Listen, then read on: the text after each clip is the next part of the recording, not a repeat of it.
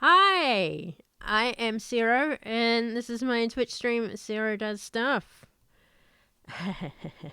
Now you can see everyone. Yeah, there we go. I was like, I've clicked everything, it's working perfectly, but no. Joining me today is the lovely Lauren from the Monsters Playbook. Say hi, Lauren. Hi, Lauren. Yeah, everyone does that, isn't it great? Yeah, I know. I'm sorry. No, it's fine. It's a joke you can always count on. Mhm. Give the uh, people what they want. Oh yeah, totally. So Creative One has says Callie says hello. Oh, hi, Callie. That's my best friend, Maya's cat. The white cloud, right? Yeah. Yes, the white cloud. Awesome. So we're just gonna jump straight into it today. If you guys have any questions, please post them in chat. Thank you also to Dixon for resubscribing. I have been affiliate now for exactly 1 month, and I have been slack, and I didn't set up a little icon for the second month of but I'll do that later, Dixon, don't worry. It's just another orange bit on a little white cat. Anyway, Lauren, who the fuck are you? I'm Lauren. I am a player on the Monsters Playbook podcast. It is an actual play Monster of the Week podcast. We've been playing for the podcast has been airing for almost a year, but we've been playing our campaign for about 3 years now. 3 years, I think, next week, actually. So that is kind of how I got into this whole TTRPG space, was through the podcast. But have played tabletop games a little bit before starting the podcast, but still kind of consider myself a little bit of a newbie in this whole area. But other than that, I mean, day job, I do kind of marketing type stuff, so it kind of works well with the podcast. It kind of was a good fit. And I play Kira Ashwood and Anna Ashwood on the podcast, which are two of my characters, which is definitely, it brings a set of interesting challenges to play two characters at the same time, but it's also a lot of fun. So You've obviously never been a keeper if you haven't played two characters at the same time. well, I've GM'd a couple of one shots, but it is fun getting to talk to yourself. So, yep. Yeah, gotcha. So you've pimped the Monsters Playbook. Now, Yes, you had. Oh, yeah, go ahead. I was just gonna say, does the podcast the Monsters Playbook? I've included in the chatty box there the URL, so you guys can go find that and all the other details. There's also a lovely Discord. But yeah, we have a website, monstersplaybook.com, and then she's got all of the lovely socials here as well. And then we do have a Discord server, so if you guys decide to check out the podcast, we would love to hang out with you guys. So feel free to join up. We're also in the Cast Junkie server with you guys as well. So yeah, that's a little plug. All the best actual Play Monster of the Week podcasts are in Cast Hell yeah. So you said you started out with some TTRPG experience already. No, was this by chance Dungeons and Dragons? It was Dungeons and Dragons. Yeah, so like I mentioned, I still think I'm kind of a newbie when it comes to tabletop games. I didn't play my first tabletop game until the very tail end of 2018, so not even 4 years yet. And I had never really even heard of tabletop games. I knew they existed, but it was sort of just like, okay, well, I don't know what that means. And then, like, my boyfriend's coming home. I'm about to talk about him.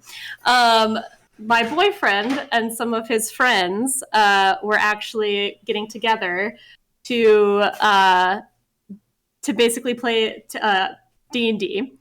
And I had never played it before. I thought it was just a guys get together, and so I felt weird about even like going to the house. And I was like, "Are you sure? Are you sure they want me there? Like, it's not like a guys thing." And my boyfriend was like, no, it'll be fun. You'll really enjoy it. It's totally going to be your thing. And spoiler alert, he was right. It was totally my thing.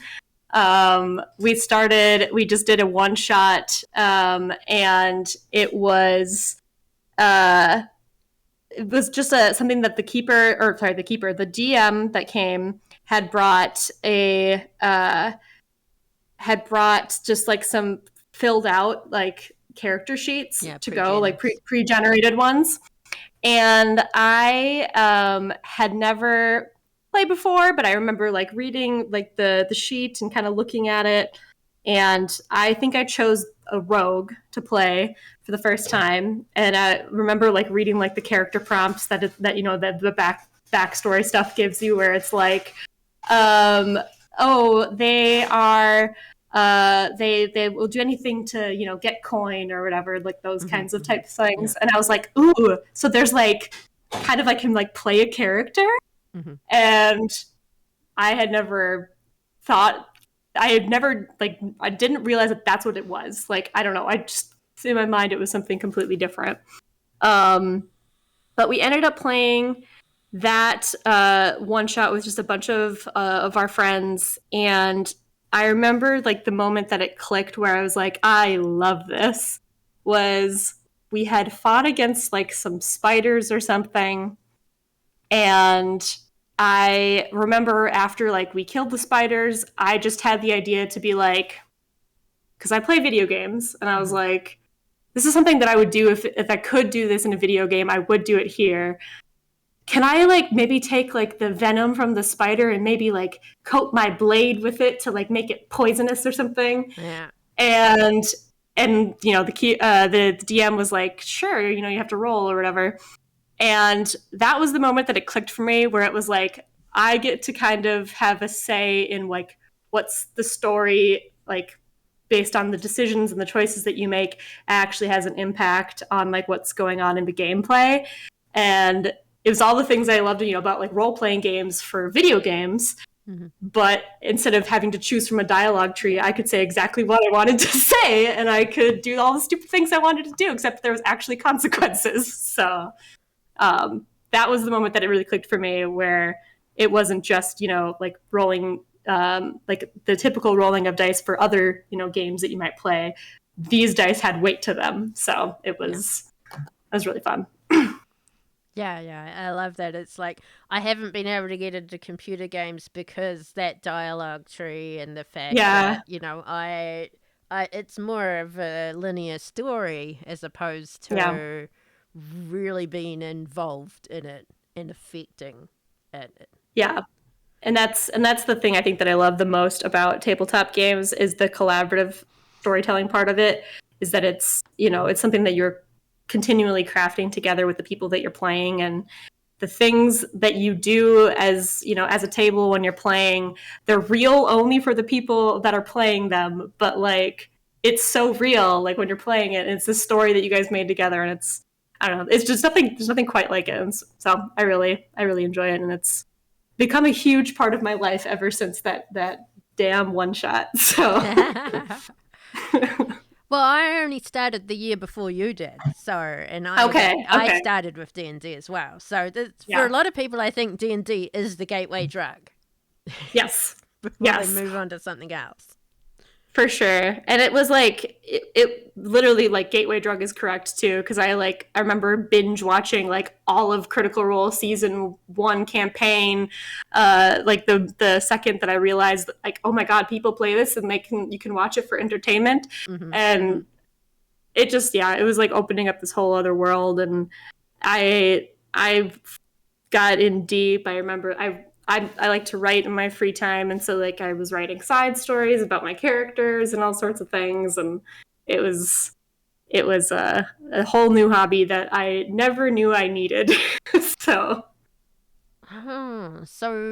with Maya, what she does with her characters is I think she also mentioned that she does like fanfic as well of and the shipping and the pin interest. So it's also interesting to see other people do, these side things, because a lot of people will just turn up at the game and that's it, at the game. That's it. Yeah. Yeah, no, I think, and it depends on the person for sure, but like, yeah, Maya and I have always gelled really well because I don't know, we come from similar backgrounds in college. That's where I actually met Maya, was in college. She was a film major and an English minor, and I was an English major and a film minor. Ah. So we sort of met through a couple of classes that we had, and we really hit it off there. We had very similar interests as far as the things that we liked to watch and read and all sorts of things. And yeah, the storytelling component is what I love so much about those games. And so for me, it's just like, yeah, it was like second nature to kind of write like little side stories about it. And for my D&D character that I had made, because after we had played that one shot, we actually started a proper campaign. Mm-hmm. Never finished. Oh. Pandemic happened. But which we'll get into it. How did I transition into Monster of the Week? Mm-hmm. But with that campaign that I had been playing, my character that I had played at the time, I wanted to actually get back into writing because I could kind of, after college, kind of step back from doing that creatively for my own fun. And so the world of kind of Dungeons and Dragons kind of added on a new, like, unexplored kind of realm of things that I could write about. And I actually challenged myself for National Novel Writing Month to write basically like my character's backstory. So I did that, and that was a lot of fun. But I don't know if I would do that again. Oh, did you achieve your 50,000 words in that month? I did. I did not finish the book though, because because my story was going to be quite a lot longer than the 50,000 words that I wrote, but I did get to the 50,000, and then I think I was going to try to do it again next year with something else with one of my Monster of the Week characters, and it didn't happen. but it was definitely a really good challenge, and it kind of in doing that, it actually helped me kind of explore like my character's kind of like who she was a little bit deeper. So awesome. Yeah. I think we've had a couple of questions, so I'll just scroll back up and grab one of them. One of them was from Maya. It was, what is your perfect evening after work? Perfect evening after work? Oh my God. I feel like, honestly, I decompress after work most of the time. So usually it's either playing a game of something with friends. Sometimes it might be watching something with my boyfriend. We just started watching House of the Dragon. So that's usually what we do after a stressful day at work. Otherwise, I am a huge fan of ice cream, so I will always go and drive somewhere and get myself some ice cream if I really need to just chill out. So yeah, chill out with ice cream. Yeah. Yeah. Dixon said that you put a lot of effort into making it real for all of us, the listeners. Thank you for that. Oh, thank you, Dixon. Yeah. And Dark Trigger, hello, has just joined us. So we've got a few people in the house today. Don't forget, guys, if you have any questions, just pop them in there and we'll get to them when we can. Now, you mentioned that the transition to Monster of the Week was due to the pandemic, but how exactly did that transition? So it's related to the pandemic, but it's not exclusive to the pandemic. So we had been playing a regular campaign with my boyfriend and some of our mutual friends. We had been playing maybe once a month, and we would kind of get together. It was like a whole weekend stint when we would play, which was great, but also then we were dog tired by the end of the weekend. Mm-hmm. Our group was also massive. I think it was like 8 of us total. Wow. 9 with, I think, the GM. So it was huge, and like trying to get anything done was a pain. But we were playing like once a month, and I really do have to say, like, our dungeon master at the time he was new as well to playing Dungeons and Dragons, but he was very committed to like building, you know, battle mats, and like would actually like make terrain and stuff like that. We had our own minis and everything, which was great. It was super immersive, but that because of that, when the pandemic hit, we suddenly like that whole format wasn't really possible because everybody was in quarantine, and just trying to play online wasn't really an option for us. And so before the pandemic had happened, though, a few months prior to that, in 2019, I think I had been posting about, you know, our D&D game on like Facebook or something, and I was like, oh my gosh, I'm so excited to play another session. And I posted like a picture of my dice and my mini. And Maya, who I was friends with on Facebook but hadn't talked to in probably like 5 years, messaged me, and she's like, oh my gosh, you play D&D? And I was like, yeah, you do too. And so then we started talking, and we traded stories talking about our D&D characters, and she had played D&D a few years more than I had, and so we were just nerding out about that together. And basically then I think a few months after that, a few weeks after that, she was like, so I have my boyfriend has a coworker who would maybe want to run a tabletop game called Monster of the Week, but he told us that we had to get the group together. Oh, sorry, that we had to get the group together, and then he would run it for us because he didn't want to have to worry about trying to get people's schedules or whatever. Yeah, fair. And so Maya basically took it upon herself to be like, on it, I'm gonna find those people to play. And so she got a couple of us together, and she had asked me if I wanted to play. She told me the game was called Monster of the Week. And in the back of my head, I was like, Monster of the Week, like Buffy? Yeah. And because Buffy the Vampire Slayer is my favorite TV show of all time. I grew up watching Buffy the Vampire Slayer. I had 3 older sisters, and they all watched it, so I was way too young watching it with them. And I had a poster from season 3 of Buffy in my room when I was a kid. I was a huge Buffy fan, and then sure enough, she was like, yeah, it's like Buffy the Vampire Slayer and like Supernatural and all these other shows. And I was like, I'm in. Yeah. Like, sign me up. Give me more tabletop games. And so we met in Johnny's party room, and we started playing. And again, because things were much more busier at the time, we maybe only got together like once a month, and it was always in person because we all lived in the area. Then the pandemic happened, and everything got closed down. But one of the beauties about Monster of the Week is that, unlike how we had been playing D&D, and this is not the case for every D&D campaign, we didn't need any sort of like map or anything, no game mat, no dungeon type thing. It lent itself really well to theater of the mind. So as long as you had a stable internet connection, you could play just fine. And for us too, like during the pandemic, it was the once a month type games actually became once a week type games because we had nothing else going on because everything was closed down.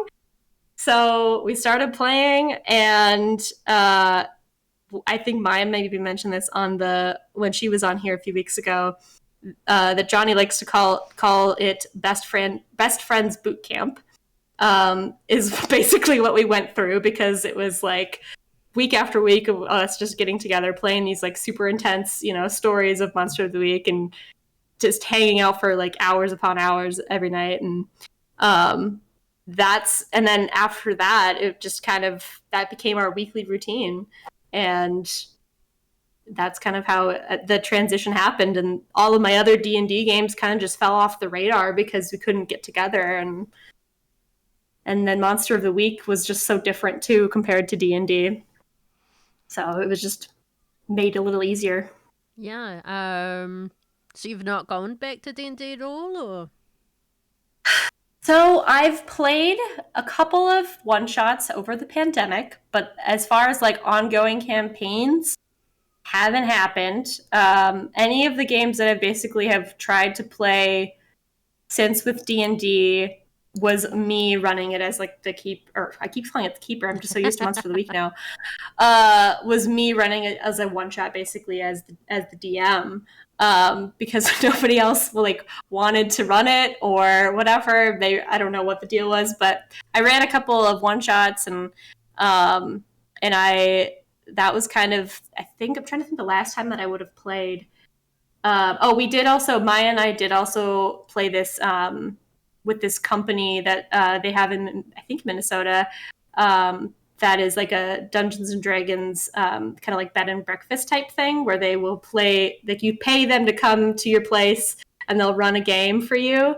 And you can do it like a whole weekend thing. It's very fun. Wow. So, because neither of us wanted to run a game. And so we did that, and it was very cool. They have like a whole it's called Heroes B&B, by the way. I was blanking on the name. And they had like a whole like very cool like interactive like LED type map and stuff that they would bring with like minis and all that kind of stuff. So it was a very cool like audio visual experience too. So so jealous. Definitely recommend. Check them out if you're. I don't know if they have more than the Minnesota location, but I know that they have them in Minnesota. They probably don't have them in New Zealand. But Dixon has a question. How do you feel about the way D&D requires so much story to be prepared by the DM, while Monster of the Week is more collaborative? And do you have a preference or do you see benefits in both? Yeah, I definitely see benefits in both. There's a reason why I fell in love with Dungeons and Dragons and with Monster of the Week, but they are kind of for different reasons. I think with Monster of the Week, it definitely does lend itself to more of the like narrative, collaborative storytelling, because they kind of explicitly say in the like keepers, information that they have in the book. That you really don't need to prepare that much. You kind of need to go where like the players want to go. And like they are really kind of the ones setting what's going to happen. Whereas I feel like with D&D, it's a little bit more encounter based. And so like the dungeon master has to spend a lot of time, prepping these specific encounters, figuring out stat blocks, and stat blocks in Monster of the Week are nothing like they are in Dungeons and Dragons. So I feel like from that perspective, there's just a lot less prep work that has to be done from the GM side when it comes to Monster of the Week. And the thing that some people love and some people hate about Dungeons and Dragons is how sometimes it can get very mechanical, where it's like, if I have this shield, then I can do this, but I have to make sure that, I have a strength of whatever to be able to use it, or I'm this class. Like, there's a lot of fine tuning that you have to do. And if you don't like that kind of stuff, then D&D might not be the game for you. But I will say that I actually kind of do enjoy some of that, like optimization, I guess, where it can be very satisfying to build a character in a way that I know is going to do like very well in like a combat encounter or whatever it is. But as far as like the role playing aspect, I much prefer the role playing of a game like Monster of the Week to a Dungeons and Dragons type game. If I want to do like some really cool like spells and whatever, then Dungeons and Dragons is great for that.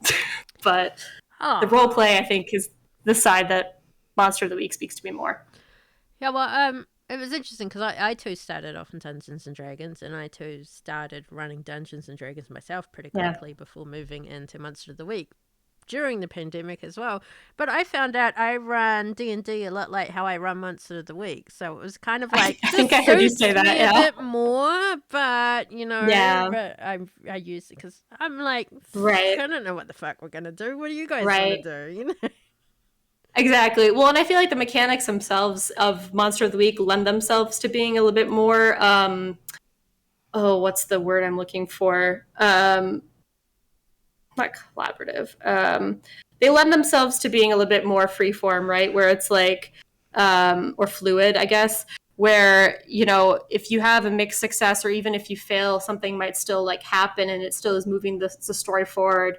Whereas like in Dungeons and Dragons, if like you want to do something and you do a skill check, you might just not do it. You might just not succeed. And other DMs that have maybe been doing it for a while might say like, oh, well, it still happens, but then there's this like negative side effect, and maybe taking some of the mechanics from Monster of the Week and applying them to like a Dungeons and Dragons situation. But it's just a different, just built differently. So yeah. I do think that Monster of the Week does lend more to role play, because a trap that I find players fall into for D&D is when they first start out, they don't really know the mechanics, so they are much more creative in what it is they want to do. They don't think mechanics first, then do the thing. They think, I want to do this, and the DM says what they need to roll for it, which is how 5e is meant to work. But once they've been there for a while, they start to think more mechanics. What can I do mechanically, as opposed to being creative? Whereas Monster of the Week, it's mostly roleplay, what can I do, as opposed to the mechanics. The mechanics are really very secondary, or not at all, because, fan of the players. I want to see them do this kick-ass thing. Yeah, I feel like it can, I mean, with maybe some, if you add like homebrew in, it might be a little easier to like build a specific type of like concept that you have. But I feel like with Monster of the Week, like it's kind of built, it's baked into like some of even the level ups with, it's like, well, choose a move from another playbook or something, where it's like, okay, I really like this component from like what they have here, and I can, add it in. So I feel like it just lends itself to that kind of stuff. Plus, like even some of the like the luck specials and like some of the things that Monster of the Week has, kind of is like, it has drama of a certain sort, like written into the playbooks itself. So it's like, for the spell slinger, for example, if you use a point of luck, then the Council of Wizards are going to come like knocking on your door. And so there's even like narrative consequences baked into like the mechanics, which I think is it just makes for really good role play. So yeah. And I mean, just like Harry Dresden, that Wizards Council's going to be on your ass a lot if you spend a lot of luck. We have also got to hydrate, so I hope you have a drink nearby. Thank you to Dixon for redeeming his Kiwi coins for that. Thank you, Dixon. I guess we're going to stick with D&D a bit longer. He also asks, do you think the required prep is one of the reasons why people don't want to DM versus how many people like to be the keeper? Say that one more time. Do you think that the required prep for running D&D is one of the reasons why people don't want to be a DM versus how many people like to be the keeper because, less prep time? Sure. I bet that probably does have a pretty big factor in it, because like we were saying, like it does definitely, I feel like the amount of prep time for a Dungeons and Dragons, GMing versus a Monster of the Week is significantly less. With Monster of the Week, it's like, you kind of need to know, like, what are the things in the world that my characters can stumble upon? But, like, you don't have to plan for, like, oh, this is going to happen, and then this, because, like, that shouldn't, it needs to come from what your characters want to do and what your players want to do. But I feel like there's stuff with, like, building the encounters in, like, Dungeons and Dragons. There's stuff that you might build like for a specific dungeon encounter or whatever, but your players might just be like, no, we want to go into town and do a shopping episode. And then because of, you don't have to stick to it, but then there's like, you have to look at the rule books where it's like, you want to get a horse, well, it costs this much money, and like kind of looking at all those things, or you can just make it up on the fly. But like, there's, just like a lot more, I feel like, that you have to draw from and that you're constantly having to like look at and reference. Whereas with Monster of the Week, it is encouraged to be more, I'm blanking on words today. You're just encouraged to improvise a lot more. Yeah, and the most Monster of the Week campaigns or one-shots are usually set in modern times, so that too. So like if you're even like trying to think of like, oh, what would have happened in the olden times of medieval, and I don't know what the analog is for that, but it's the urban fantasy side of Monster of the Week is also, I think, just a lot more accessible for for people too. And unless you run your game in space, which also happens. David. Speaking of David, Yeah. additional David says, what has been your favorite narrative consequence playing Monster of the Week?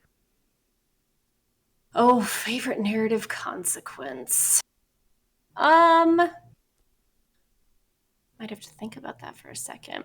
And additional David, yeah, space is rad. Space is rad. I think some of the stuff is hard because this was never on like the podcast, but there was some stuff that happened back in season 1, which we never recorded, where my character has a sort of like surrogate father figure type, but he is also evil. But it's okay. We redeem him, sort of. Okay. So that, I think, it ties into this because my character had sort of met back up with this character. His name is Donovan. She hadn't seen him for years, and she could have killed him, or she could have imprisoned him, whatever, let him go. She ultimately decided to lock him up, which a lot of the other players and characters were like, are you sure that's a good idea? He's probably just going to break out and like whatever and whatever. He did end up breaking out. Uh-huh. But because of some of the character conversations and things that I had after that had happened, he actually kind of came back and kind of saved my character's life later. So I don't really know if it's a narrative consequence necessarily, but it was just a decision that maybe wasn't the smart decision at the time, but it ended up kind of paying off in the long run. The other one that I can think of my favorite failure, my favorite failed role that I had was also in season 1. Kira was trying to tap into some shadow magic, I think, or something. And I think she was trying to like maybe communicate with a ghost or something. It went bad. The ghost ended up possessing her, and she ended up cutting off somebody's hand. Okay. So that was a whole ordeal, and it was horrible because it was a kid's, but it's okay. We fixed it. We got him his hand back. And put it so back that on was the horrible. right way around. I mean, yeah, okay. we put it on the right way. It was fine. It all ended up fine, but there's just like some of those failure moments that like, Johnny just loves it when we fail. Oh, I love it when my players fail. Well, it's if there wasn't any consequences, it wouldn't be fun. So, okay, more questions. Do you ever think, this is from Dixon, do you ever think there was a point where Johnny was heavily tempted to railroad you all, and how did you break his plans?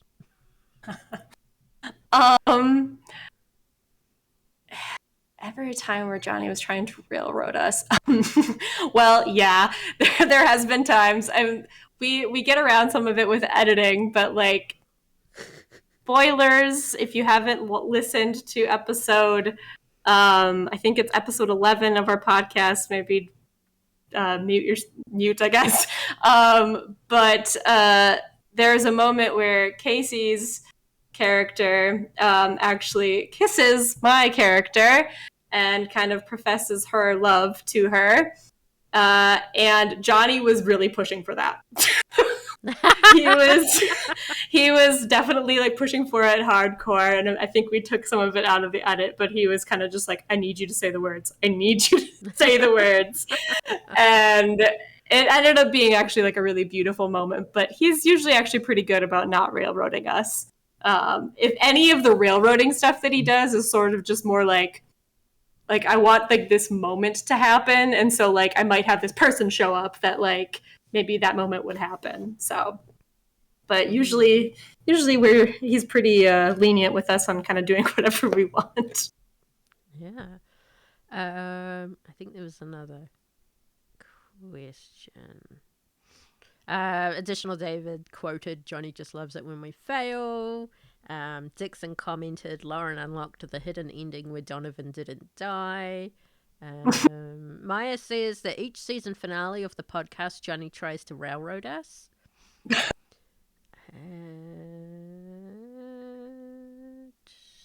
Dixon says, I think Johnny especially loves it when Maya fails because she reacts the best. She does. Well, and because he also has, well, with Maya's character, Casey anyways, she has the bottle it up move, so he gets to use points against her too, so he particularly loves that move. Yeah, getting to change something that might have been a success into a failure is always fun. Okay. I've been told that I have to ask Maya's question. Let's see if I can find it again. Are there any other TTRPG systems you'd like to explore? Yeah. I think there definitely are a couple of other Powered by the Apocalypse games that seem very fun. I definitely want to try out Blades in the Dark. I have yet to play that one, but I've heard very good things about that one. We've done, we are currently playing with some of our friends right now this game called Spire. I think it's kind of a newer game, which is very fun. It's kind of a weird cross between like D&D, but then with a little bit of like components of like some Powered by the Apocalypse games. And that's been fun. We've only played a couple of sessions of that. But Blades in the Dark, City of Mists also seems really fun as another game. I don't know. There's just so many like good Powered by the Apocalypse games out there. Urban Shadows is another one that looks kind of fun if you like for urban fantasy type games. Yeah. Awesome. Well, there you guys go. You've heard it here. What you know what to invite Lauren to play next. Yeah. I love games. Who doesn't? I mean, that's what we're in it for, right? To play games. Hell yeah. Right. Is there any No. I just want to say, what should we move down the agenda list? What do you do behind the scenes for the Monsters Playbook, Lauren? Oh gosh. So I think Johnny has sort of dubbed me our project manager because I do a lot of like the kind of organization and planning for a lot of the things that we do for our content and for social media and kind of just some of the other larger projects that we have in the works. So like, for example, when we were starting up Discord for the first time, kind of was getting that ready. And then we recently actually launched a wiki, which has all of our, well, not all, but it's growing, has most of our characters and NPCs on there with little bios about each of them. And then for some of them, we have, we have our character art on there, but then we got, there's like AI art generators out there now, so we can kind of use prompts to make some of our NPCs, which is fun. But then we also have like episode like recaps and stuff on there too. So for folks who say, "Oh my God, you guys have so many characters, it's hard to keep up." Well, good news, you can read about it now. So, but I helped put that together as well. And then I also help edit the podcast. I do the first pass of editing.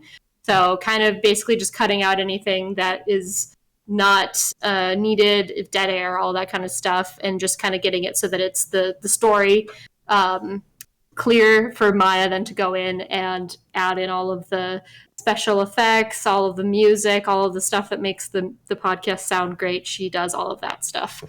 So we work pretty well together as a team. Oh, I'm so jealous because I'm the person who does everything for my podcast. So I'm sorry. It's not your fault. It's a lot of work. It's a lot of work. That's why we don't have special effects and music or anything like that, because I can't be bothered with all that, with everything else I got to do. Yeah, no, we're very fortunate that for everybody that's in our show, we have some sort of background, you know, in either marketing or film or whatever it might be, that we each are kind of doing something for the show. So it's it's definitely a team effort, and it's makes it not make me want to pull my hair out. So that's good. Yeah. I mean, I was previously on another podcast before Yeah. my one, and I dabbled in editing that for a while. Otherwise, I was the one handling the website and the Yeah. articles and things like that. But I really wanted to just punch the GM in the face because of all the additional noises he would make while he was talking, which is not something you can edit out if he's moving plates and clicking mice and talking away from the microphone. All of a sudden he's talking over there. He wouldn't keep still. It is crazy too. Like, as when we started the podcast, we had been recording these sessions before we actually even started it as a podcast. So some of our earlier stuff compared to like the stuff that we have now has just gotten so much better. But I feel your pain on the weird noises and the background noises and all that kind of stuff. Since starting editing that stuff, Maya and I have been both acutely aware of any time, like when we are recording now, where it's like, you need to do that line again because you were eating or whatever. And so we're just like hyper vigilant to all that stuff now. Yep. They say the best way to get someone to stop making those noises is to make them edit themselves, so they are much more aware of it. But yeah, it's very true. Additional David says all talking is mouth sounds. It's true. Maya says, how would you love to play with a deep... I don't think that question quite makes sense, but I think it is essentially, who would you want at a TTRPG table, celebrities or fellow podcasters? Oh, so like, who would I want to play with? Either that's a celebrity or sure. other pod. We can make up the question ourselves. Go for it. That's what I think she's trying to ask. I mean, I think we had this question maybe once before with a fan question. And my answer would be Sarah Michelle Gellar, who plays Buffy the Vampire Slayer. Would she be the chosen, or would you? Well, that's what my character started as. Actually changed playbooks to the chosen. But that she'd probably have to play the chosen, right? Like, just play Buffy. Do the lines. Just be Buffy. I would geek out so hard. I would love to play with her.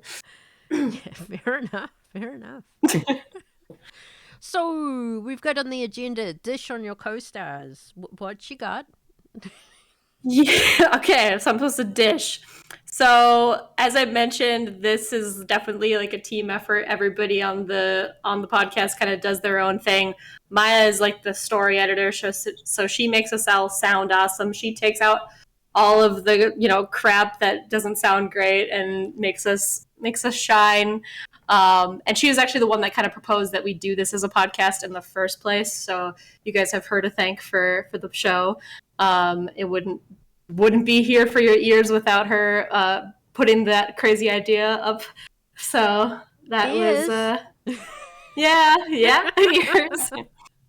And also she is just an amazing role player too, as I'm sure you kind of figured out when you guys had her on for the for her kind of character creation stuff. I'm jealous of how easily she's able to just like get into character like that. Mm-hmm. And like when you talk about like consequences, Maya loves consequences and like she eats them up. And so like she will not shy away from like doing something that like the rest of the table will be like, but what are you doing? No, she'll be like, it just makes sense or whatever. And it's like that's what they would do. And it does make sense.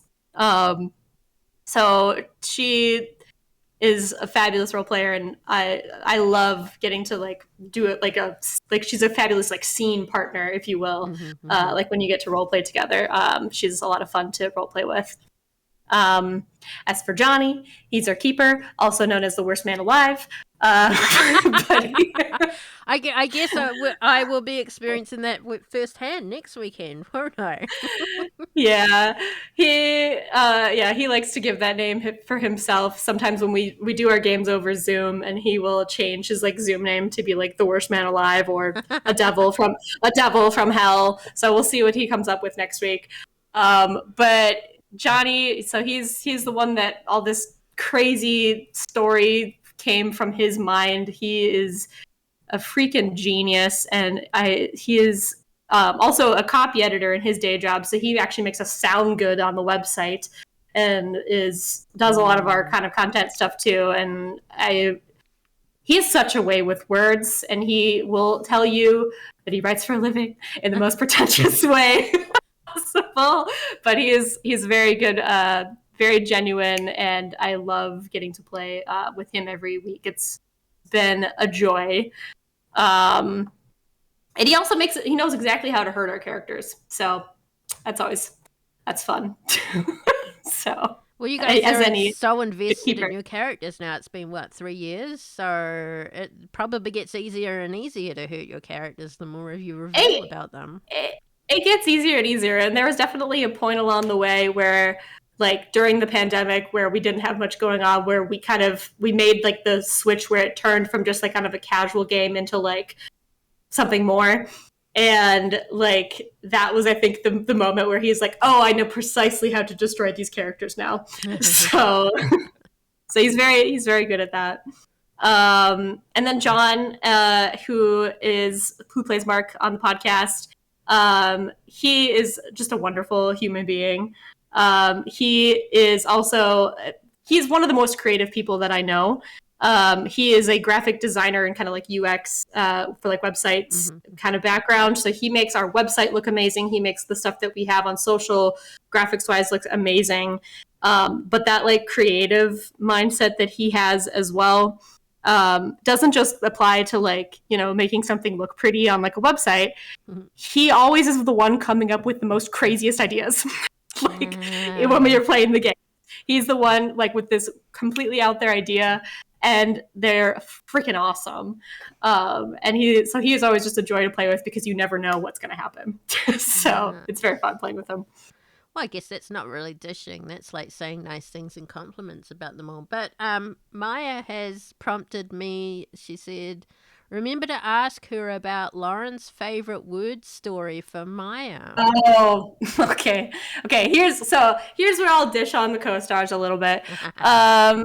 So Maya, if you listen to the podcast, every now and then she will have some word flubs where she'll say a word wrong or confuse a word with something else. And talking about how she really loves consequences. So there was a time when something had happened and she rolled a failure, and she was like, okay, Johnny, because I'm a misogynist. And we all paused and we went, what? And I, because I know Maya really well, went, you mean masochist? You mean masochist? And Johnny's like, no, please continue. Because you hate women. What? And so that is probably my favorite example of Maya messing up words. Masochist, misogynist. So that's one funny story for sure about her. Words are hard, Maya just said. Words are hard. Yeah. So, what is your character creation process?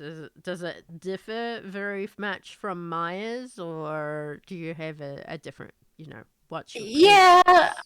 I feel like I don't get as in depth when it comes to like the Pinterest boards and like the playlists and all that kind of stuff. I do have a Pinterest board for my characters. Okay. I do have a Pinterest board still. It's just not Maya's Pinterest board is like, I swear, I don't know what her Casey one is up to, but I think it's like 300 pins, and mine maybe has 30. So it's a little scaled down. But usually with my character creation process, I think every person sort of has like the stuff that they really enjoy and that they really like. whether it's like certain tropes or whatever. And like with Monster of the Week, that's like even doubly so. Because like, there's certain archetypes, right? Yeah. And so for me, I usually kind of gravitate towards like the ones that have a little bit of magic, or that maybe have a little bit of a dark side or something like that. Just that to me, I think maybe the Buffy influence is part of that, for sure. And just some of the, the media that I was watching when I was growing up. And so when I'm choosing a character or a class in Dungeons and Dragons, whatever it is, I usually first look at the ones that I'm like, that would be fun to play, or like that fits my vibe of kind of like what I'm interested in, like the story I kind of want to live out and play with my character. And that was definitely the case with Monster of the Week with Kira. When I first started with her, I gravitated towards the monstrous. Again, probably because of Buffy, but I was like, oh, I love the idea of like, oh, I fight monsters, but I was a monster, or I am a monster. And like that kind of narrative arc to me felt really fun and sounded really fun. And so that's usually where I start, is like kind of what story or concept idea interests me.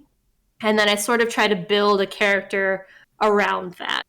So I started with that. I chose the Monstrous Playbook. And then with Kira, I think then I was kind of just like, I think I kind of just looked at like, what are the different moves and some of the things that you can choose, trying to see if anything like kind of sparked an idea of like, oh, that could be cool or whatever.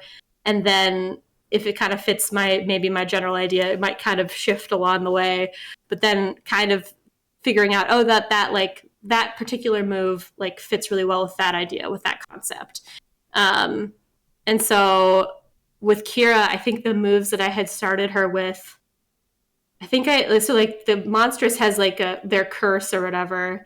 And I didn't want to like do like your standard, like kind of more like cryptid, like a vampire or a werewolf. I wasn't interested in doing that necessarily. I wanted it to be a little bit more, not dark, but I don't know. I wanted like the monstrous stuff that she had. I wanted it to be more with like what she had done versus like any physical attributes that she had. Yeah. So I think I gave her like flight, so she has like wings, and then I think I gave her like life draining powers. And then I chose the Dark Master curse because I liked the idea of like of something being in her head. Yeah. And I kind of just built the concept around that, where I was like, okay, well, she probably doesn't. There's maybe a monster that could fit that, like some sort of cryptid that could fit that, or maybe she was just like in a cult. And so that's where my character, where she came from, is that she was in a cult when she was growing up, and she sort of turned away her back from that and is trying to on the path of righteousness now. So that's kind of where I started with her. And once I kind of had that defined, then it's time for Pinterest boards. Right. Speaking of Pinterest boards, we've just been corrected by Maya. She actually has 676 pins on her Casey Pinterest board. Okay, I thought I was like, that might be too high, but nope, apparently it was not. Apparently it's I wasn't low. even close. Well, not even half. Oh my gosh, Maya, get help. I say this with love. That's so many pins.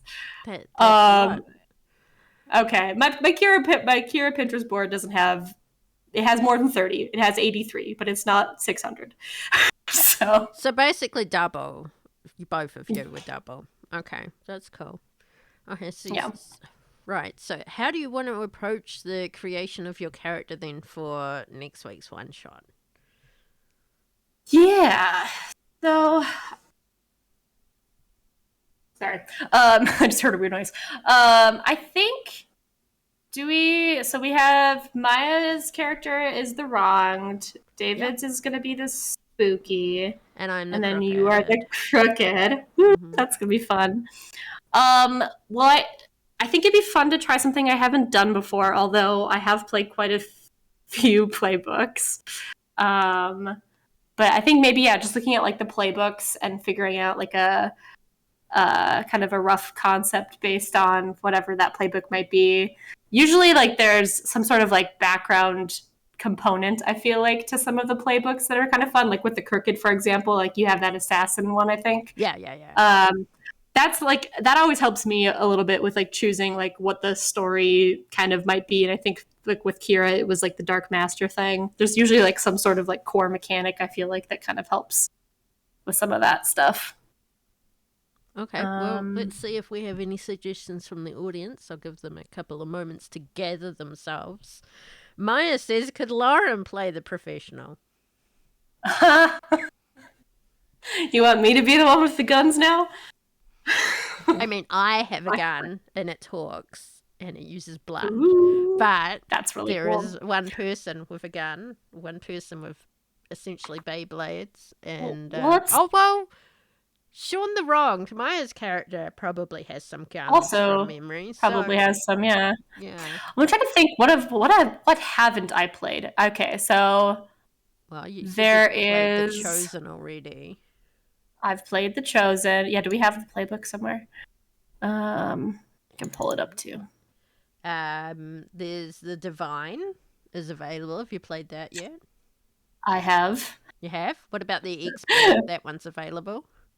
No, I've played that one. Oh, wow. I haven't played the Flake. Okay, so we've got Flake. That's one option if you guys want to go with things she hasn't done before. The Initiate. I have played the Initiate also. So we've got the Flake so far. You've said you played the Monstrous. The Mundane. I did that in a one shot, but it was very minor. So I would be okay with playing the Mundane again. Okay, so Flake, Mundane, and have you played the Professional before, or is it just I have not played the Professional. So Flake, Mundane, Professional, Spell Slinger. I assume you have, because you said you like magic ones. Yes, I did play the Spell Slinger also. Mundane, Professional. Or I have.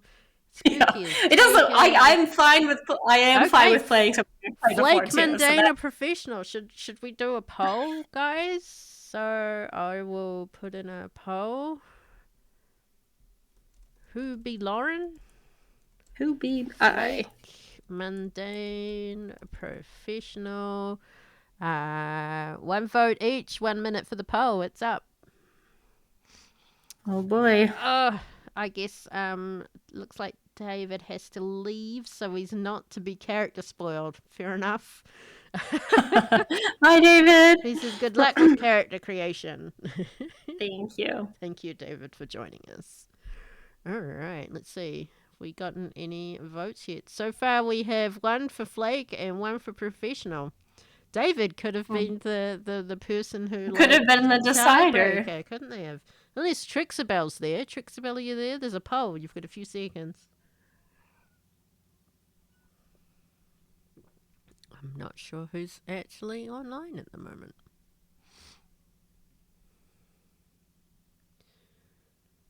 Who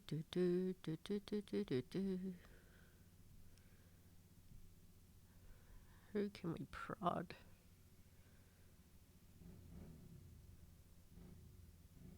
Okay, Flake or Professional, which would you prefer? Since you've played neither. Ooh. Fuck it. Let's do the Professional. I feel like I've always said that the Flake is like me in real life. I'm always the one in our games, like trying to connect the theories together, like, you know, like Charlie from It's Always Sunny with the red string. So I think the Professional would be a good challenge. Okay. The Professional. Let's pull that up for everyone to look at. So what's the next move then? Once you've picked your playbook, do you have a idea? The Professional. Okay, and so you get 3 moves, and you can choose your name, your stats, and what you look like, and yep. Oh, and the weapons. The weapons are always fun for the Professional. They do so much harm. Oh, and your agency as well. Yeah. Everybody gets to deal with the agency move, which is always fun because there's always fallout. Okay. Well, I guess let's start with maybe the some of the the questions on the backside about, or I don't know if it's the front of the backside, but the name, the look, the Sure. gender, all that kind of stuff. So I guess I maybe to start, what sort of, do I want to play a guy, a girl, non-binary? What Well, are so folks far we thinking? have 2 guys and 1 non-binary. So should I play the solo girl? Sure, if you want. or just all dudes and then the one non-binary? Or 2 non-binaries. Yeah, we could have 2 non-binaries. You could be gender fluid. You could be whatever you want. You could be an amorphous blob. An amorphous blob.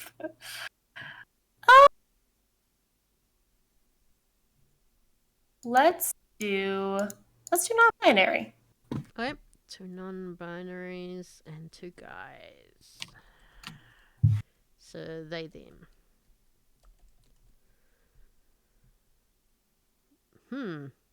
Look. Chiseled face, scarred face, unshaven face, soft face, young face, old face, determined face, or blank face. I guess fill in the blank there. I mean, you could have a blank face, like no face. They should put a no face. You could put, that could be your shtick. You put faces on like a Mr. Potato Head, like what is suitable for the moment. Just swapping out. Yeah. Oh man, that'd be pretty cool. Why, Dixon, did you say 3 sausages and a mashed potato? I don't know if I want to know. He does think blank face is good, though. Faceless. All right. Yeah, that's kind of what I was going with blank face there, Dixon. Faceless. Okay. Interesting. Well, that'd be interesting for you to dress up as if there's no face. Oh God, what would I even do? Don't put that out there. Now I have to do something. You could have a masked face, even. Could be. That could be cool. Let's do that. Masked face. Masked face. As for clothing, tailored suit, shabby suit, perfect suit, a utility coveralls, battle dress, paramilitary uniform, lab coat, or blank. Ooh. When I say blank, I mean wear clothing. No nude. Fill in the blank. I'm wearing a mask with nothing else. That would definitely. Yep, people wouldn't be able to identify you unless they were. Staring very hard at body parts to remember moles and. Oh man. Let's see. I think I like the idea of a tailored suit. Tailored suit. That does very much. That does sound cool. I don't know. Something about having the masked face feels very like officious somehow. Yes. Do you want to do an agency next or move on to moves? Ooh, let's. Well, that's good. I have to think about the agency. Okay. Well, I like the idea. Let's do the agency next because I feel like I know one resource for sure I want to do is the cover identities. Because of the masks. Yeah. They've got a bunch of different masks. Mission Impossible up in here. Okay, I'll just read this out for everyone. So the agency, you decide who it is you work for. Are they a black budget government department, a secret military unit, a clandestine police team, a private individual's crusade, a corporation, a scientific team, or what? That's so Kiwi, or what? Sorry, it was made by a Kiwi, the game. So anyway, is the agency's goal to destroy monsters, study the supernatural, protect people, gain power, or something else? Pick 2 resources tags for the agency and 2 red tape tags. That's a Mhm. good point. I mean, since we are a ragtag bunch, it would probably be a private individual's crusade, wouldn't you think? Unless, That would make sense. fucked up people want to hire a child, and since one of the team members is a child. But yeah. So, Yeah. Yeah, I think a private individual's crusade might make more sense with they got some resources that they're helping us out with our little ragtag group. I'm sure they are rich as fuck. Like, Yep. it could be Bill Gates or someone like that. I don't know. Some rich tech guy. Yeah, I mean Elon Musk, but Oh my I don't god. know if we would work for Elon Musk. Anyway, so you pick two resources. So you've got well armed, well financed, rigorous Mhm. training, official pool, cover identities, officers all over, good intel, recognized authority, weird tech gadgets, and support teams. Ooh, so I'm many getting good quieter. options. Okay, I'm getting too quiet. I'll put the microphone closer to my mouth. How's that? Is that better, Dixon? Dixon says, what kind of agency is it that can influence your attire? And clandestine police would help link it up with my character. Yes, it would, but not with a little boy and not with a crazy guy who was wronged by the Fae because he wasn't too bright. True. Hmm. And I'm told, yes, I I'm kind of quiet. like the idea. Yeah, you kind of I like the kind of idea? like no, I like the idea of the private individuals crusade with it being like some sort of like rich mogul or of something or other that is kind of hired us out, and that's because yeah, the with it wouldn't make much sense with like a kid or whatever, and some of these other random folks to maybe work with some of these other things, but private Mm-hmm. individual, I could see that. Yeah, sure. Maybe they want to capture a Fae or something, and it turns out we're actually working for a Fae private individual. Dun dun dun. OMG. Spoilers. Should I not be giving um, ideas to people? It could yeah, turn out that don't it's tell the Johnny. kid. The kid could be like the grandchild of the person who's hired us or something. I don't know. Oh, Or yeah, he that's. is the person who hired us. Dun dun dun. Oh my god. So many options. I know. So I think. So I think yeah, the private. I like the private individuals crusade, and I think the agency's goal, which that is always tricky because like there's the goal that they tell you, but then there's the goal that they Mm-hmm. might Mm-hmm. actually Mm. have separately. Well, Um, you pick the public goal or the goal that was yes. told to you, and I'm sure Johnny will come up with a private goal. Hmm.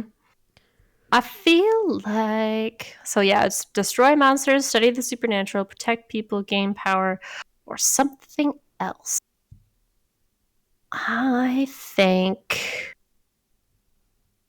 I feel like study the supernatural makes a lot of sense if it's some sort of private individual's thing. They're trying to like get information um, for some research that they're doing, perhaps. Mm-hmm. Um, so I think that's a lot of our missions is to get some research on the field.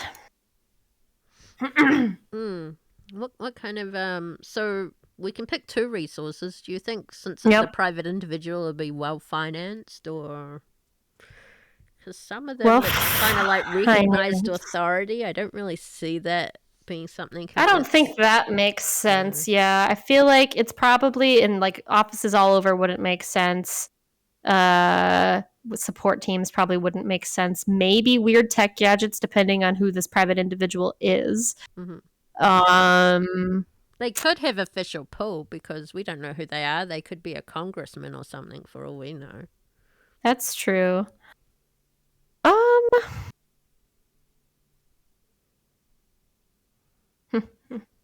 I like the idea of weird tech gadgets. I think because of the study the supernatural kind of goal, I would imagine that some of those tech gadgets is kind of how they are able to learn a little bit about the monsters that they're hunting and trying Mm. to grab. Well, Um, Dixon has made a comment that private should probably be well funded since they could afford to make the group. that makes sense too. Let's do well financed them. Well financed and cover identities. Cover identities is definitely good for you. I don't know how well it'll work for the rest of us, but yeah. Okay, and then red tape. Pick 2. Well, I can see one that is obvious for a private individual who wants to study things. Cryptic missions? Or which one are you thinking? I'm thinking the last one. Dubious. Live capture policy. Oh, I see. I didn't even see that one. I think that makes sense. Live capture policy. And I feel like either dubious motives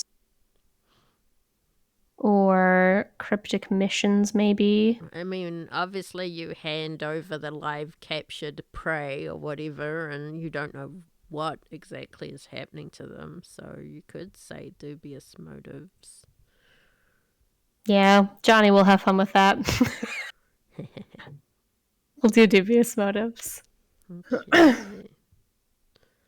Okay, cool. Do you like to pick moves next and then pick ratings based in order to help you the moves you've picked, or do you go the other way around? Yeah, that's always tricky. I feel like let's pick moves first, and then let's do ratings. So you get to pick 3. We have the option to bottle it up, so you can take up to 3 plus 3 bonus when you act under pressure, and for each +1 you use, the keeper holds 1. Unfazable, which is +1 to your cool, making it a max of +3. Battlefield awareness, you always know what's happening around you and what to watch out for. So that essentially gives you a +1 to armor. On top of what you get from your gear. Leave no one behind. In combat, when you help someone escape, you roll to get them out or attract attention to yourself. Tactical genius. When you read a bad situation, you may roll +cool instead of +sharp. Medic could be handy. You have a full first aid kit and the training to heal people. Mobility, you have a truck, van, or car built for monster hunting. Choose 2 good things and 1 bad thing about it. That might be something we might need. I think that Sean the Wronged has a ute. Sorry, you guys call them trucks.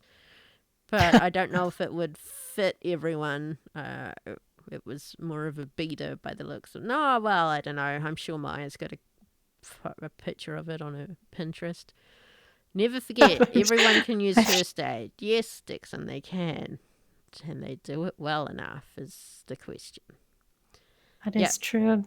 And you automatically get 1 when you deal with the agency. So if you need something or help or gear or whatever, or you have to apologize and make excuses for failing, there's a role for that to see how well it goes. Well... Okay. Maya says, I do have a picture of the truck on my Pinterest. Was there any doubt? No, I'd seen it. She picked it while we were creating the character. Yeah. I remember. But I don't know. You might want a vehicle that could contain a monster that we have to take back to the boss. That is true. We'd probably want something like that.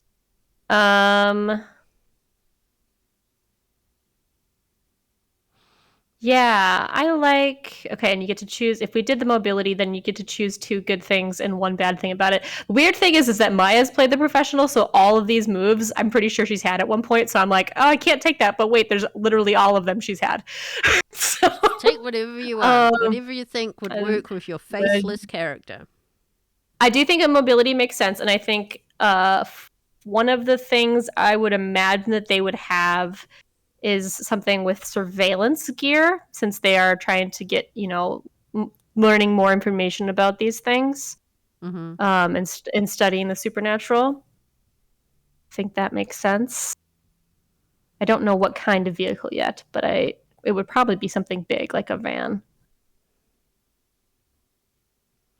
Okay, so we've got roomy surveillance gear, fast, stealthy, intimidating, classic, medical kit, sleeping space, toolkit, concealed weapons, anonymous, armored, tough, monster cage. Oh, look, they've got a monster cage. Well, there you go. That's the second one right there is Monster Cage. And the bad thing about it is loud, obvious, temperamental, beaten up, gas guzzler, uncomfortable, slow, or old. If money is no object, it's probably more going to be I was going to say maybe a gas guzzler. a gas guzzler, obvious, or uncomfortable. But yeah. Yeah. I think. Or it could be loud. Yeah. Yeah, I kind of imagine that it would be something that would be trying to like blend in. So it might be uh like like a cable company like van or something is what it looks like on the outside, and then on the inside it's this like teched out like thing. We But could always put in our own one, like it's like one of the first EV vans or something. Can we have to charge it often?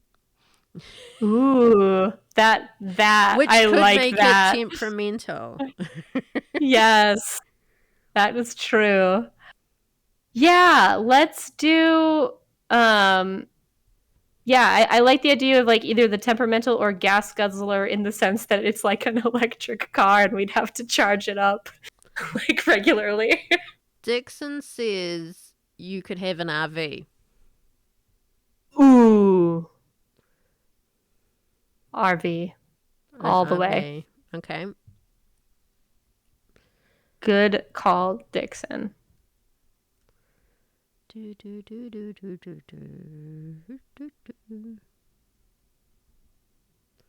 So you reckon RV? An RV, yep, with me and my weird little monster hunting family. So then, we had said surveillance and Monster cage. Monster cage was the two good things. Yeah, an RV would give you enough room for that. Yeah, that makes sense. For both of those things to be in there. Yeah. Okay, and then did we decide was it either temperamental or was it the gas guzzler one? I don't know. What do you guys reckon? What do you think, chat? What are absolute gas guzzlers? RVs are absolute gas guzzlers. Yeah. Let's go with it. Let's go with gas guzzler. Yeah. We have to go on a monster chase, but first we have to get gas. Oh, we're out of gas. So if you roll a fail for something, it could mean we're out of gas. Mm-hmm. Yeah. Okay. Okay. So that's that move. So I get two more. I think I want to do. I feel like maybe medic would be good to do. Well, you get 3, so That's true. I have to do bottle it up. I have to do bottle it up. okay. It's like a rite of passage. Well, you get armor with your gear, so Yeah. battlefield awareness doesn't need to be a thing. Excuse me. So I feel like so there are other. So if it's either unfazable battlefield awareness, leave no one behind, tactical genius, or medic. The question is, are you a leader or are you a support professional? It's a good question. Because if you were a leader, I would probably go with battlefield awareness It may be unfeasible if you want to be a support person, leave no one behind, and the medic's a good option. Mm-hmm. Let's go with...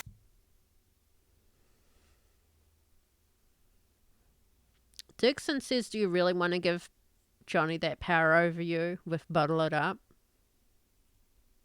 Yeah, it's gonna be... I might be regretting it later, but it sounds kind of fun.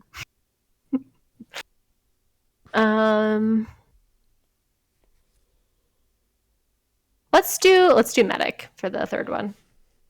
Okay, Bottle It Up, medic, and mobility. Yeah. What's next, gear or ratings? Why? Yeah, let's do gear since we're on the page. Okay. So either a flak vest, which is 1 armor hidden, or combat armor, which is 2 armor heavy for protection. And you get 1 serious weapon and 2 normal weapons. Mm-hmm. I think so. And we're with an agency that's got a lot of money because it's funded by some private tech guy. So what sort of things would a private tech guy kit me out with?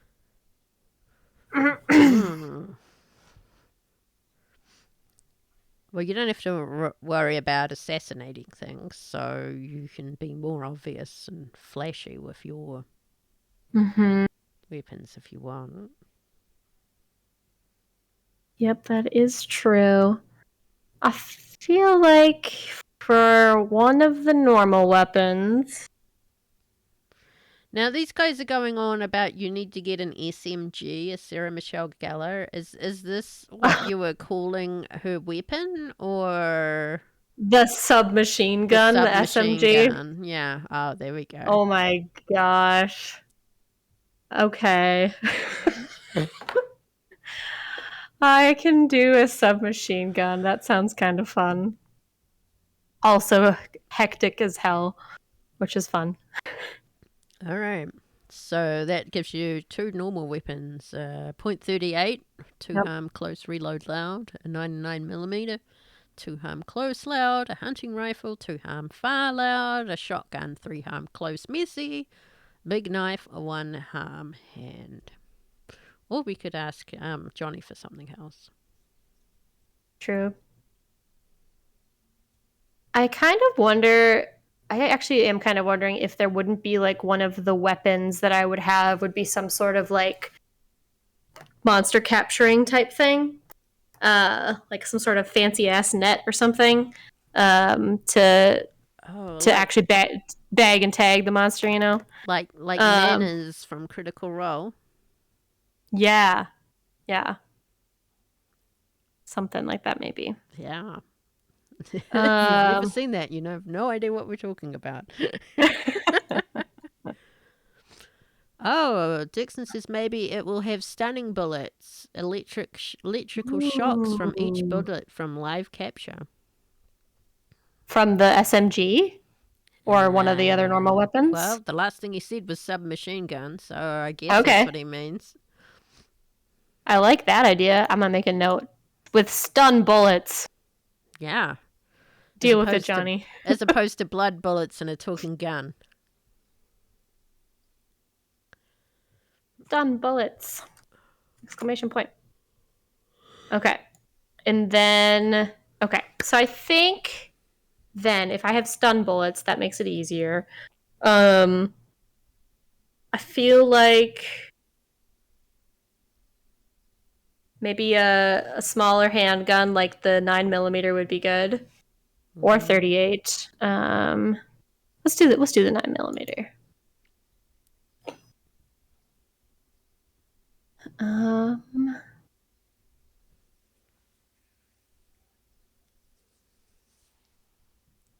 And then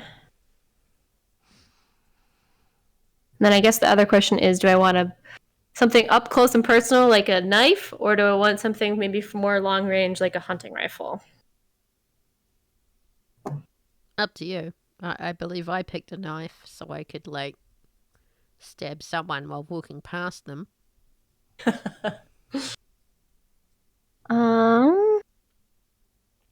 Let's do a knife so that I don't have. Well, or do I just do all guns?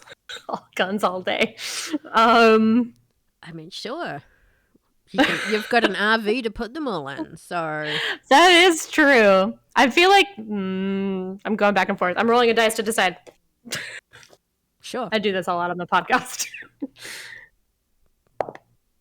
Okay, hunting rifle it is. Maya says, oops, all guns. Yep. Dixon says, spray, pray, and carry away.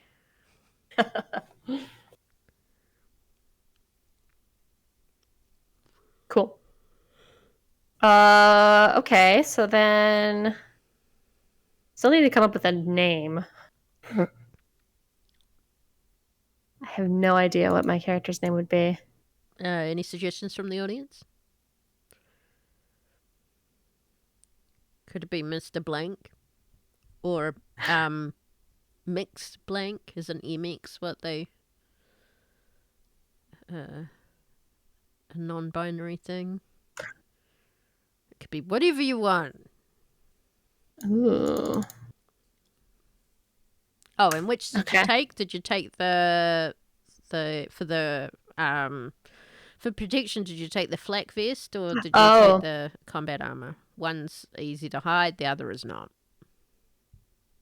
As much as I would love to have 2 armor, I kind of feel like the vibe for but they are trying to take these monsters back, so they want to make sure they get back in one piece. Mm-hmm. I'm gonna go with combat armor. 2 armor. Mr. Mrs. Wow, Dixon. Do you guys see a wild trogs in the background? Hello. Keep my charger for me. My laptop running out of juice.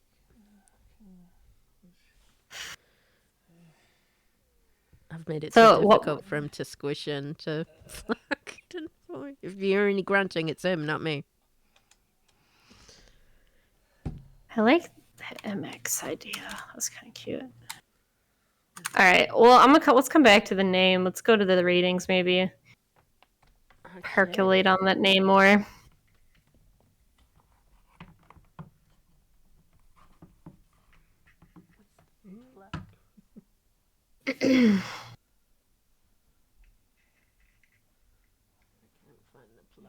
That's that one. There we go. Charging. Right, names, guys. What do you got? Give me your names. Dixon says, bah, who needs a Trogs? I want a Ricky. Well, Ricky's actually on his beanie bag behind me, but you guys can't see that, so... Yeah. He's having a snooze. I do kind of like... a code name instead of an actual name. I was just gonna say, I do kind of like the idea of doing like a code name of like a whatever I was trying to think of like Hitman or whatever kind of esque, but not necessarily like Agent 7 or 47, but like I like a code name. That'd be cute, kind of cool. Yeah, this is just a suggestion from Dixon. There also seems to be a trend where everyone has an S name. Is that the case for everybody so far? Yeah. What's the Spooky's nickname is Trick, but his first name is Samuel. So Samuel, what was your character's name? Saul. Okay, not Saul. Sal. I got it wrong. Sal, Sam, Sal, and Samuel, and Sean. And Sean. Okay, well then I have to keep the tradition where all S's. Johnny, I'm sorry in advance, but not really. And it could be a code name. So you could name yourself after an animal. Yeah. What's an animal that starts with an S? My mind is blanking. Snake. Squirrel. Sparrow. Squirrel. Snake. Ooh, Sparrow's cool. I like Sparrow a lot. Dixon wants to know, how serious do you want it? Do you want like Shadow Slayer 69 or Silentium, which is Latin for silence? Ooh, that reminds me of something from our game, so maybe not that one, but that is cool. Or could just be like, honestly, I think I kind of like Sparrow. Okay. That's cool. Sounds cool. Sparrow.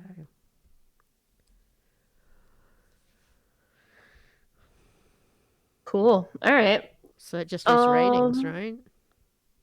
I think so, because we're not doing the like history stuff, or are we doing that during the game, or? I don't know.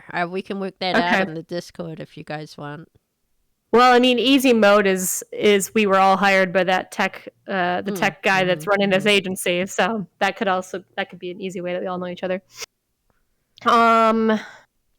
Okay, so ratings. Well, for medic, you need to roll cool, so that would be one thing you want to be. I was gonna say cool is gonna be my top They're all stat. plus 2. All of them has plus 2 cool, so does not narrow it down. Doesn't help. I am told that Johnny uses tough, kick some ass for firearms. So if you want to be a good shot. Yeah, that was my. Oh wait, I was looking at the wrong playbook for a second. I was looking at the mundane, and I'm like, why is everything plus 2 charm? Professional's not supposed to be charming. Well, there's a plus 1 option in there if you want. But yeah. Okay. Okay, so plus 2 to cool, and then I could do plus 2 to tough also, and then I would be not good at weird or sharp, and I would be pretty average on charm. Or so you wouldn't be that smart. Is that what you're saying? I won't be very smart. What's everyone else picked? I'll just see what everyone else has picked for ratings if you want something different. Or I could do the spooky is gone, very weird, a little charming, a little sharp, average cool, and weak. Sean the Wronged has gone with not charming, not cool, a little bit sharp, very tough, and not really weird. What about you? I'm just scrolling up. Scrolling. So I'm playing the crooked. I've gone with... what have I gone with? Where is my ratings? Not charming at all. All right for cool. All right for sharp. And pretty tough and not really... Not weird. Well, I'm thinking either one of the first two.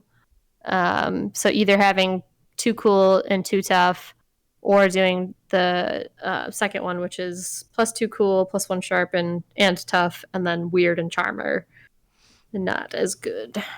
I feel like they probably need to be a little sharp if their whole agency deal is kind of the the research aspect of it. So maybe the second one makes the most sense. So -1 charm, plus 2 cool, plus 1 sharp, tough, plus 1 weird, 0. Yeah. Sounds good. I think that makes sense. Mm.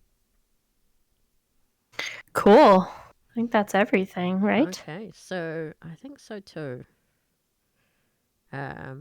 We've got Sparrow, the professional, who is a faceless person who wears masks. Or we don't know if there's a face. That's up to you. That's true. Yeah, they wear tailored suits. They are not charming at all. They're quite cool under pressure, fairly tough and sharp, not weird at all, even though they wear masks. Works for a private individual who wants to study monsters, well-financed, cover identities, but they have dubious motives, and we have to capture them live. You have Mhm. bottle it up. You have some medical skills, and you have an RV which contains surveillance gear in a monster cage, but is unfortunately a gas guzzler. You Mhm. also have deal with the agency automatically, which is deal with the patron, I guess. You have a Mhm. submachine gun, an SMG, 9mm, and a hunting rifle. And I don't remember if you said if you took the flak vest or Oh, the. I decided to take the combat armor Ooh. because if they're expecting me to get up in close contact with these monsters to take them with me, I would expect to probably be pretty equipped for that. Plus, My I got all guns. yeah. Well, oops, all guns. Yeah. Maya says a professional doesn't need to be charming. Dixon says sharp and tough because you got to find the target. Mhm. And yeah, Yep. Maya really loves the name. Yeah, I did too. Maya says I'm playing Sean as if he used to be the crooked. Right. Okay, good to know. I have no idea yet how I'm playing Sal, so it is. I guess it's good to know in advance. Yeah. I guess you could say that my crooked character used to be the professional, if you want to do it that way. And mine used to be the spooky. There, it's full circle now. That's why they still wear those masks. So, Cool. okay. Yeah, I think that's it. That sounds good. Well, Johnny is going to have a lot of fun coming up with this. I'm assuming douchey tech guy who's funding this agency. Yeah, and fear not, people. We will probably work out our shared histories in private if there are Mm-hmm. any to share. Mm-hmm. Dixon says if you're all dressing up, Lauren is going to need a couple of different masks Okay. and a tailored suit. Don't forget it. Well, at least a top half tailored suit. There you go. Right. Well, I'll come up with something. Yeah, sure. I get a feeling. Oh no, I'll keep that to myself and surprise people for a bit later. Um, Lauren can borrow one of our biker helmets. That what Maya said? Yeah, that'd be a bit difficult for like talking into the mic. I think Yeah, somehow. that is Yeah. true. That is true. Yeah, the masks that I wear, I can probably only wear them for a little bit if they like cover my face, so I'll have to take them off. You'll just have to imagine. Yeah, sure. Okay. Well, thank you very much, Lauren, for coming on the stream and Yeah. telling us about your journey from D&D to Monster of the Week and the Monsters Playbook. Hell yeah. It was a lot of fun. And I'm excited to play. Oh, yeah. And for making this character with us and letting these chuckleheads in the audience help make. Dixon says, congratulations on getting that Amazon job working directly for Jeff Bezos. Oh my god. No. He's not in charge of Amazon anymore, I don't think. You'll find Dixon. Go look that up to confirm. I think he was asked to step down. But anyway, yes. So thank you very much. Where can people find you and the Monsters Playbook? Yeah, so you can find the Monsters Playbook. We have a website, monstersplaybook.com. We are on social media on Twitter at Monster Playbook, and then on Facebook and Instagram at Monsters Playbook. And then we are also in the Cast Junkie Discord server, and then we do have a private Discord server for our podcast as well that you can join if you head to our website. There is a link to all of that fun stuff. So, yeah, that's where you can find us. Awesome. And I just want to remind everyone that we have a listen party tomorrow. Not tomorrow, the day after. I forgot what day it was. I'm sorry. On Sunday, American time, there is a listen party. On from 7 p.m. Eastern, 4 p.m. Pacific. It'll be episode 15, I believe. And then the following weekend, on Saturday the 10th, 8 p.m. Eastern, 5 p.m. Pacific, will be the one shot, which Johnny from Monsters Playbook will be running for us. And it'll be myself, Lauren here, Maya and David from the Trials of the Apocalypse podcast are joining us for that. We'll be dressing up somewhat. Yeah. It's so good.